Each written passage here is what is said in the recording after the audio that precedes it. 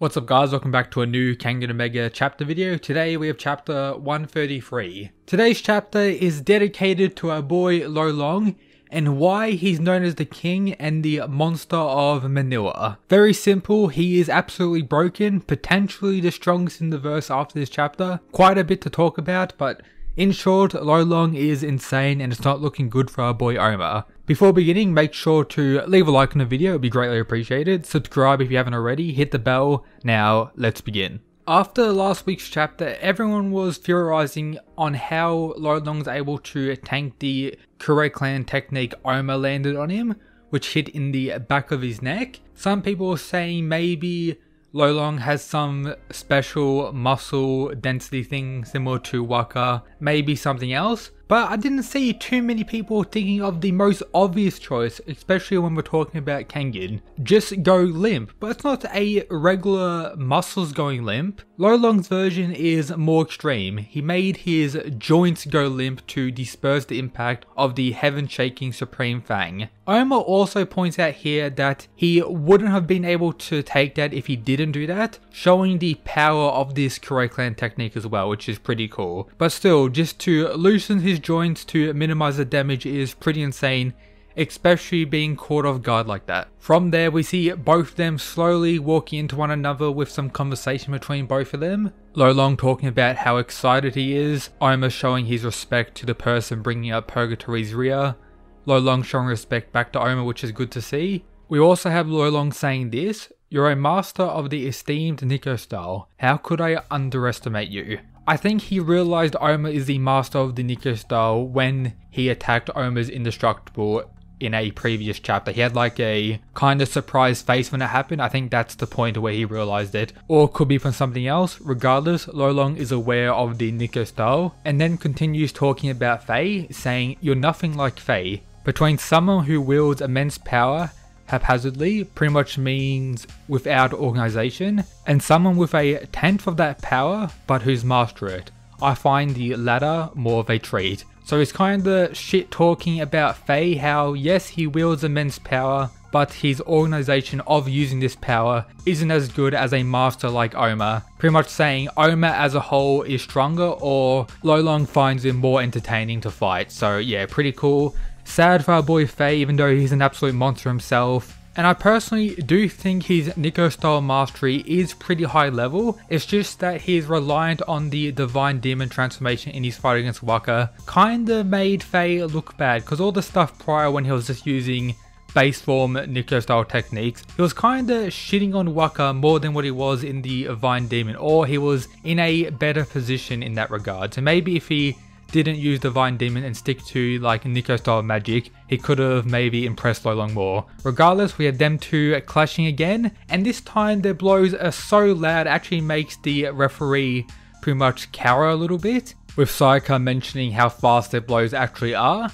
And then we learn something unique to Lo Long's fighting style, which is explained by Gao Lang. So Lo Long is throwing punches by rotating his shoulder blades.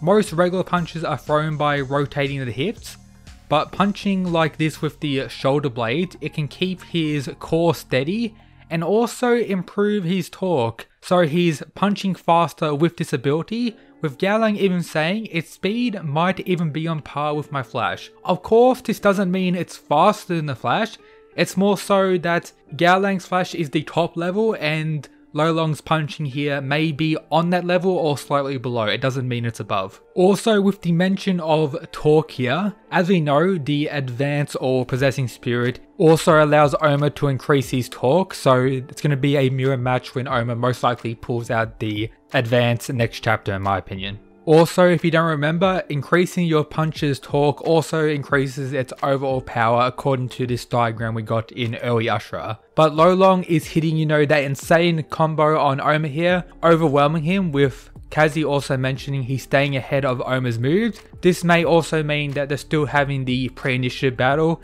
and that Lo Long is also out predicting Oma still. He seems to also still be using Select, which is a little bit disappointing. I'm kind of waiting for Lolong to switch up his martial art at some point. Hopefully it happens soon. But he's able to get behind Oma and then land another fairly decent blow and then continue the Fury of Strikes, with that previous blow actually sending Oma a little bit off balance. And then it does another unique strike, a punch that changes course and pretty much slipped under Oma's guard and hit him directly in the face, which has actually knocked Oma out, and quite clean as well. We see him like head slamming on the ground, legs and ass in the air. Oma is, you know, fully knocked out here, so potentially Lolong has just won the fight. Of course, I personally don't think so. I think Oma will get up at a count of 9 next chapter.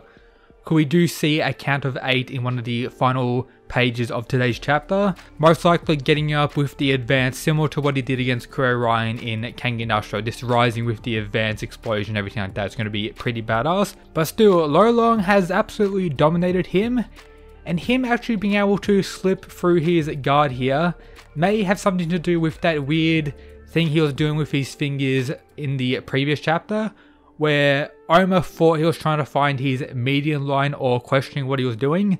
Maybe that had something to do with Lolong landing this blow, or maybe him just using his, you know, shoulder blade torque increase was just too fast for Oma and was able to easily get through it. From there, we get more information about Lolong and some insane hype and some information about the other Purgatory fighters. So we cut to Team Purgatory after Oma's knocked out, saying that's no surprise.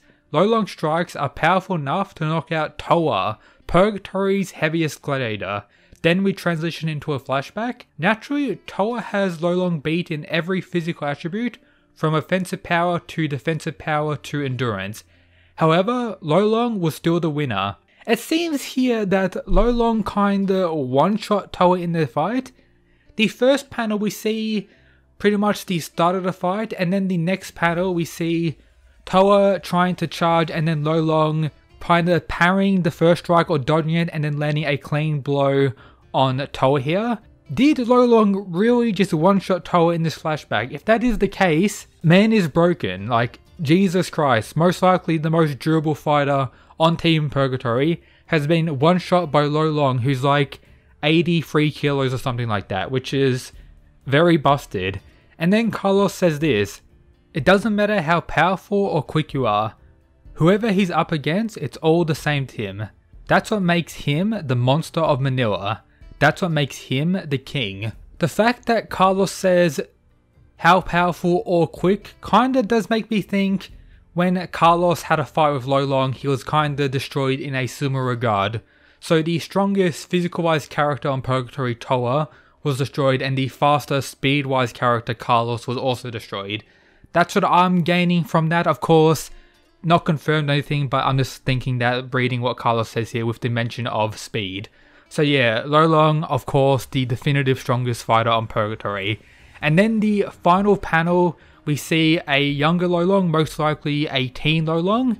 As I expected, similar to Kuroki, he had become too strong. He had this realization only after he slaughtered them down to the last man. Okay everyone, for some reason, I don't know why, like everyone's like, oh, he's in a forest, does that mean Lolong killed the other Nikos in the Garamikaku flashback thing?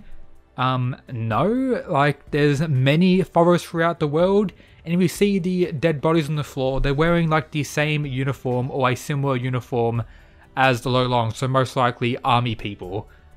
Maybe Lolong, similar to Nicholas, was part of like a special forces group and ended up killing all of them in like a big slaughter or something like that. But the mention of them does, you know, bring questions to me. Like, maybe it's someone else relevant to the story or another group that's somewhat relevant. Of course, this is very clearly not the Nikos, as they all wear a similar thing which could have been easily recognized. But still, teenager Lolong, a monster, and realized this at a young age, and you know, as expected by the person who has just almost defeated Oma here and may have actually done it. But of course, doubtful. But yeah, that's pretty much everything for today's video. Lolong, the monster, is living up to his name. Hope you enjoyed. If you haven't already, make sure to join the Discord if you want to talk more about Kengan or any series I talk about. Follow their Twitter for more greatness, got, you know, good stuff on there. And as always, shout out to the people who support the channel via the Patreon. These absolute mad lads. But yep, that's it guys. Peace.